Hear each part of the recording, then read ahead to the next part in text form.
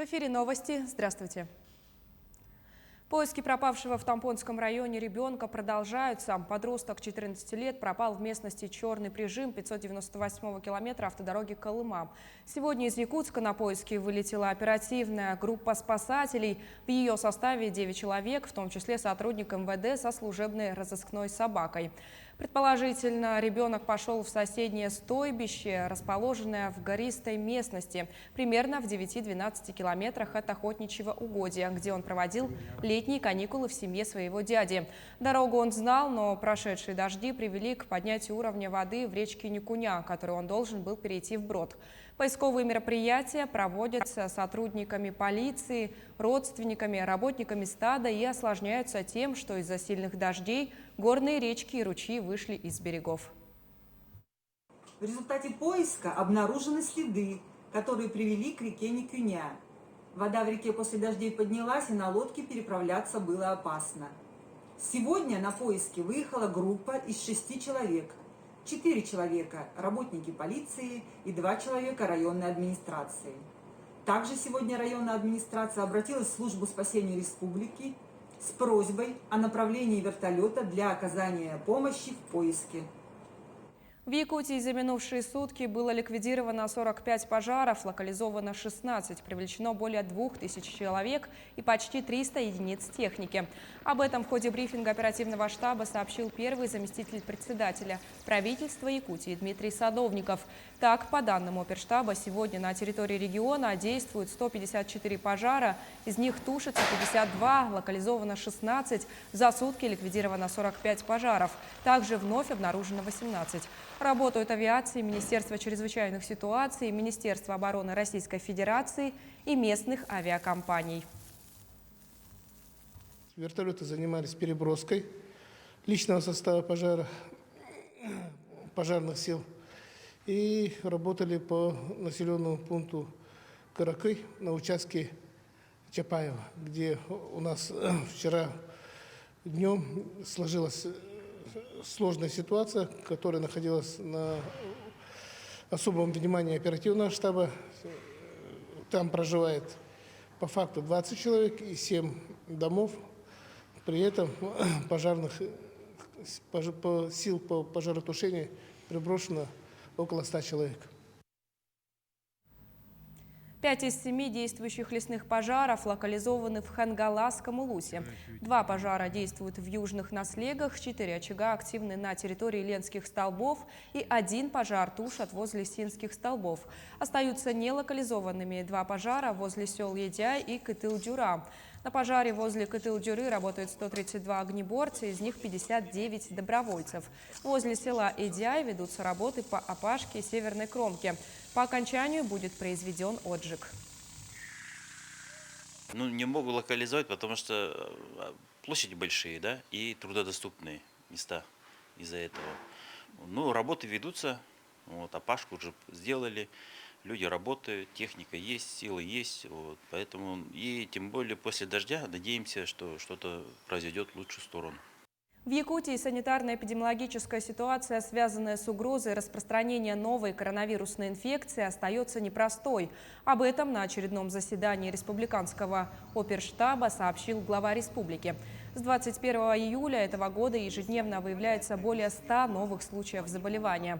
Рост отмечается в Якутске, Мирнинском, Алданском, Неренгринском и Вилюйском районах. Новые случаи зафиксированы и в северных районах. Не сокращается количество тяжелых больных и летальных исходов. В настоящее время в городе Якутске и в 12 районах республики в реанимационных отделениях находятся 70 человек, из которых 14 пациентов в крайне тяжелом состоянии. Айсан Николаев еще раз подчеркнул, что главной задачей в борьбе с опасной инфекцией остается вакцинация.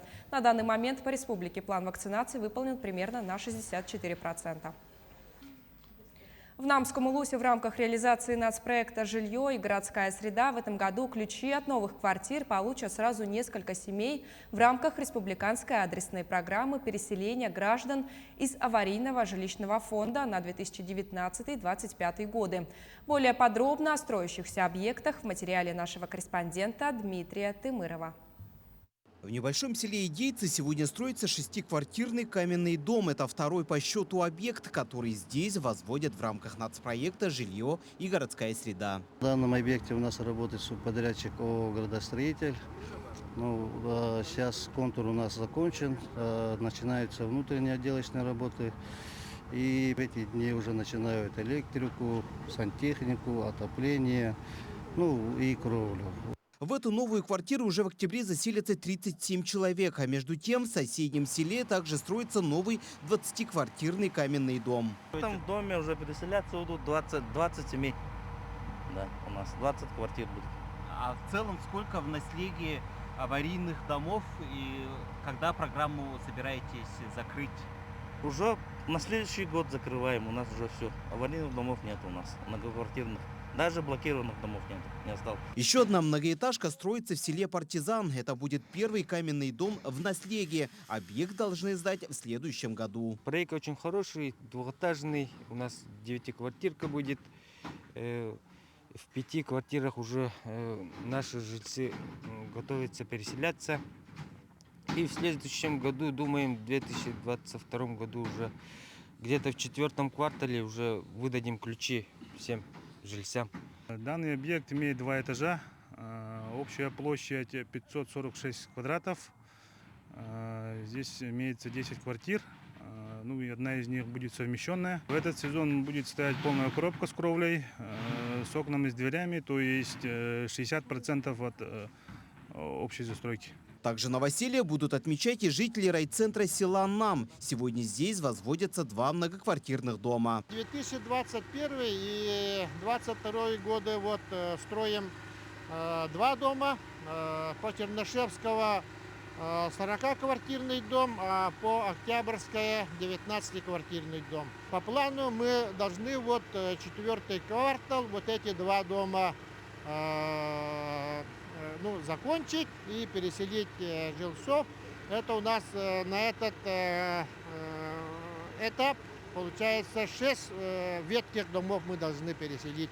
В селе Никольцы также строится 2-квартирный жилой дом. Общая площадь его составит 123 квадратных метра. Объект планируют сдать уже в конце октября этого года. В целом новоселье отметят в 5 населенных пунктах Намского района. В этом году мы планируем сдать 6-квартирный дом в село Идейцы, 2-квартирный жилой дом в село Никольцы, 4-квартирный дом в село Косыл-деревня, и еще 19-квартирный жилой дом в село Намцы, 40-квартирный жилой дом в село Намцы и 17-квартирный жилой дом в Торой-Хомстах. Дмитрий Тымыров, Джулстан Иннокентьев, Намский район.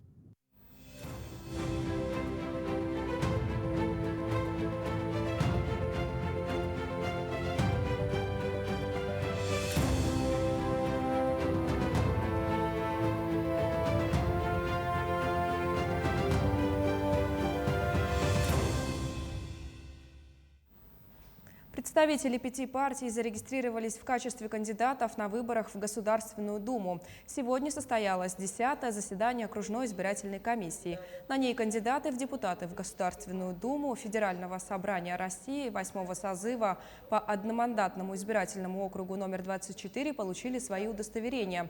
В ходе заседания зарегистрированы 4 кандидата. Василий Николаев от партии «Новые люди», Анатолий Наговицын, партия «Яблоко», Егор Жирков, партия «Зеленые», Петр Черкашин, партия «Единая Россия» и Алексей Лаптев, «Родина». 59 боксеров из 22 регионов собрал всероссийский турнир по боксу памяти президента Якутской Федерации бокса Александра Федотова. В 2 весовых категориях до 56 и 64 килограммов победители турнира могут выполнить норматив мастера спорта России. А чемпионы турнира по весовым категориям завоюют право выступить на чемпионате России, который состоится в Кемерово. На турнир приглашены 30 судей международной категории из Москвы, Санкт-Петербурга, Хабаровска, Улан-Удэ, Иркутска и Читы. Соревнования будут проходить до 1 августа без зрителей. Огромная благодарность организаторам этого турнира, что нашли такую возможность, пригласили регионы, пригласили сюда судей со всех регионов, понимаете, и сделать турнир, помимо того, что он является турниром класса с присвоением мастера спорта, он еще и дает право выход, победитель в каждой весовой категории на этом турнире, дает право на чемпионат России. У нас 25 турниров. Это первый такой турнир, на котором я присутствую, что он дает право выход. Это говорит о чем? Это говорит о том, что вы в республике заинтересованы в развитии бокса, что они участвуют в развитии бокса у себя в республике. Якутские наряды и уникальные изделия мастеров Севера в центре Москвы. В рамках международного фестиваля лоскутного шитья «Душа России» прошла большая презентация Якутии. Из нашей республики в столицу приехала внушительная делегация. С народными умельцами пообщался Максим Кардозу.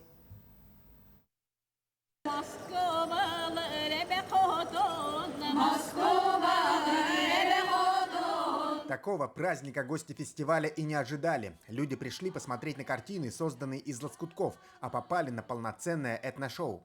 Так якутские мастера решили презентовать свой регион на фестивале «Душа России». И к нам приехала большая делегация из Якутии. Представляете, у них были задержки рейсов, они летели сюда много часов. Но стойкий народ, стойкий. Люди с самолета, они сразу на сцену. Честно говоря, когда я слушаю, у меня мурашки по коже. Потому что это такая глубина. Это такая сила и такая мощь, которая, вот, знаете, вот трогает, шевелит, и хочется больше изучать традиции вашего народа.